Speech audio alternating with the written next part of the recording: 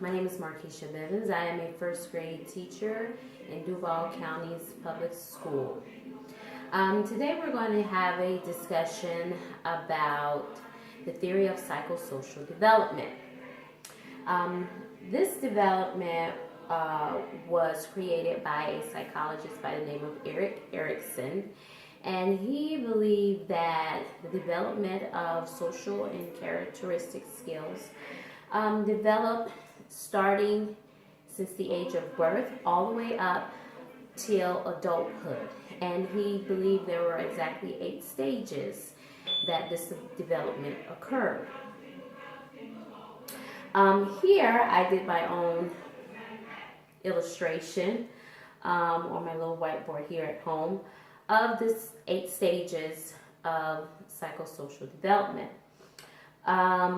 The very first stage is the infancy stage, which occurs at ages 0 to 18 months. This is called the trust versus mistreat. Now, what I also like to remind you is that each stage will have a crisis in that stage, and the crisis will help either for a person to be successful or unsuccessful in that particular stage, and then it can carry on to the next stage. So this is what the arrow is pointing. It's the level of crisis. So that means for each stage that's going up, the crisis is going to be a little bit more difficult or complicated to go through.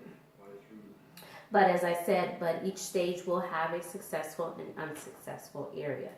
All right, so the first stage, as I said before, starting from birth to 18 months, is trust versus mistreat. And for it to be successful in a person's life in developing social skills, it begins with, because an infant is very dependent for everything, eating, bathing, clothes, everything that infant is needing. And so they develop that trust in a person or persons to make sure that they get what they are receiving. And that builds on the successful side. On an unsuccessful side, it's the total opposite. They're being neglected. The child could be very whiny, mood changing, things of that matter. Then the next stage, after 18 months, is the toddler stage, is what we call. But it's in the illustration, the second stage is autonomy versus shame. This occurs between 18 months and 3 years old. At this point, the child is gaining a little bit more independence. For example, feeding themselves or potty training as well. So at this point, once they're developing these independencies, they're seeing if they're able to become more independent.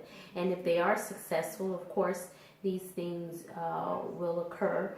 And if they're not successful, for example, if they're still wanting someone to hold their bottle, or they still having bathroom accidents, and that can cause a certain level of insecurity for the child. They think of themselves as not being able to accomplish tasks.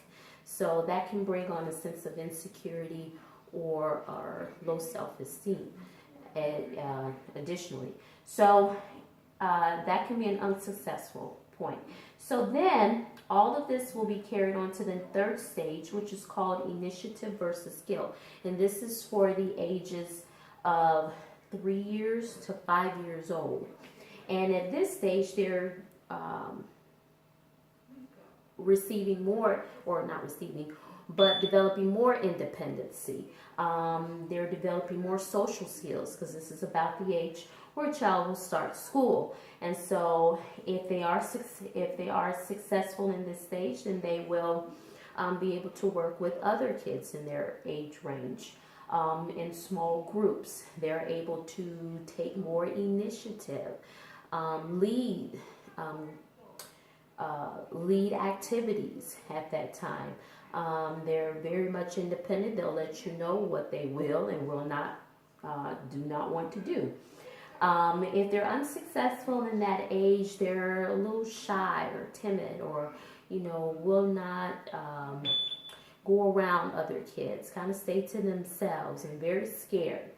And then the next stage after this in Erickson's model is called industry versus inferiority. And this occurs at between ages of 6 and 13 years old, mostly school, elementary age at this time. And at this stage, kids are they're very more independent. They're independent workers. They're more of a leader. If they're very successful in that stage, they'll try different things. They're not afraid to learn new things in class and try new activities.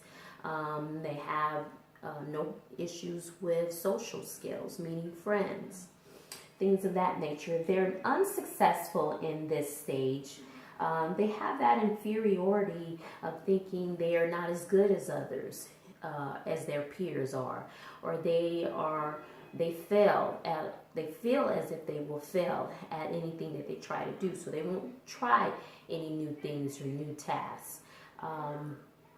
And that's the unsuccessful part in that stage. And then it carries on to the next stage, which is identity versus role confusion. And this is the adolescent stage, between 14 years and 21 years old. And this is the stage where that ego really kicks in.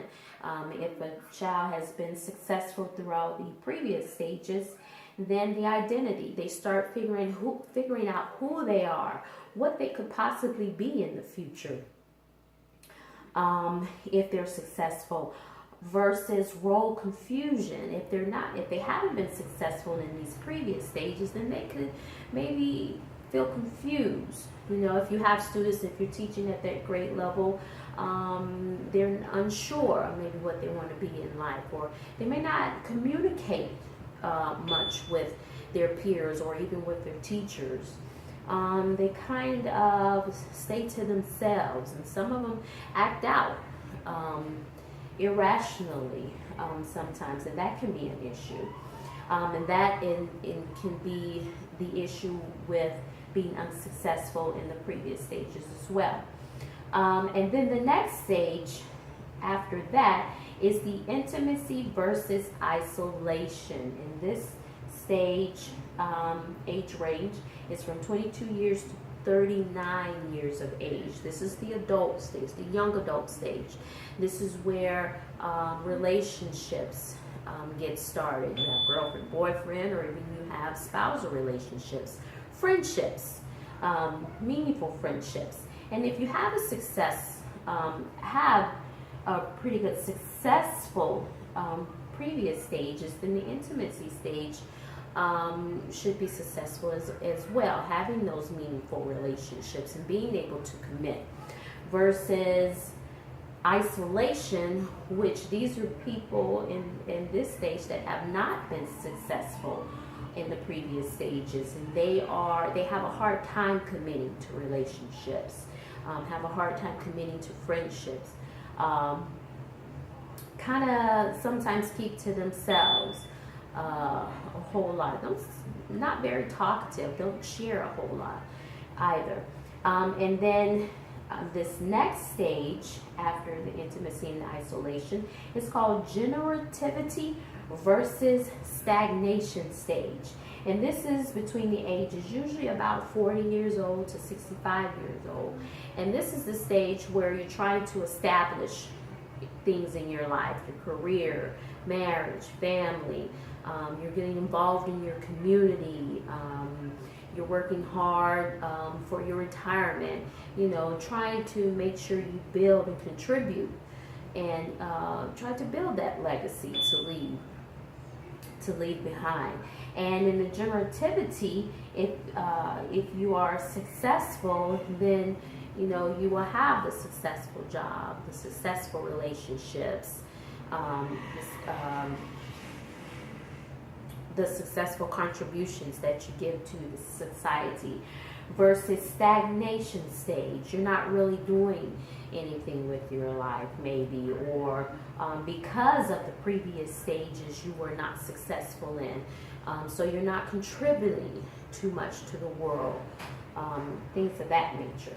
And the last stage in this development is called integrity versus despair.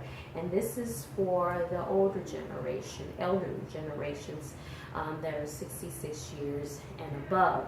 And this is the stage where a lot of people take time to look back on what they have accomplished, things that they are proud of, their retirement, family, things of that nature, versus despair. And if they have had unsuccessful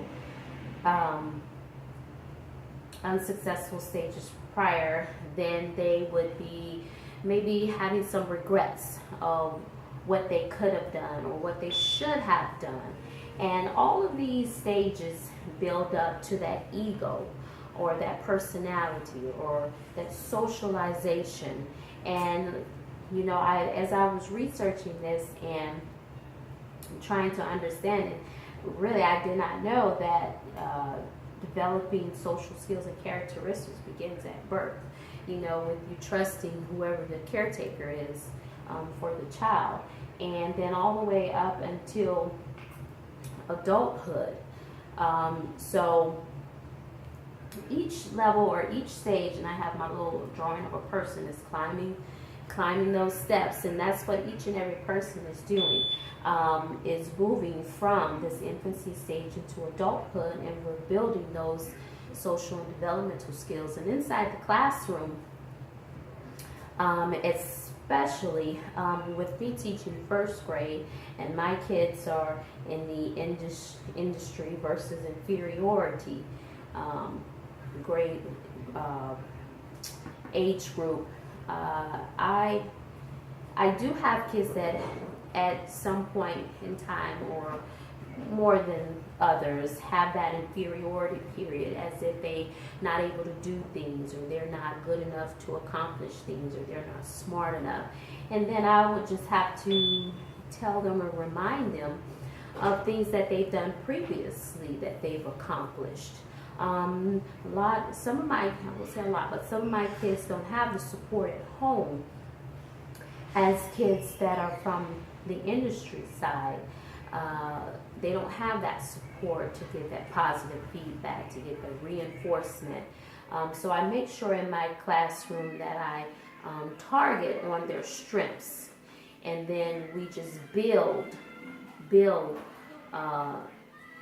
on their, we build from their weaknesses. We identify their weaknesses, and then we start to build and transform those weaknesses into strengths. And just letting them know that that they are not alone, and that if they need help, that of course me or someone in the school will be able to assist them. And we try to reach all of our students' needs, because everyone is different. Everyone learns differently, and we try to make sure we provide each and every child with a quality education to meet those needs. So that is my take on stages of psychosocial development and theory. I would like to leave a question for you to kind of think about is, as I was going through the stages, what stage really, it takes you back as you were coming up, from whatever period you remember, from childhood to now.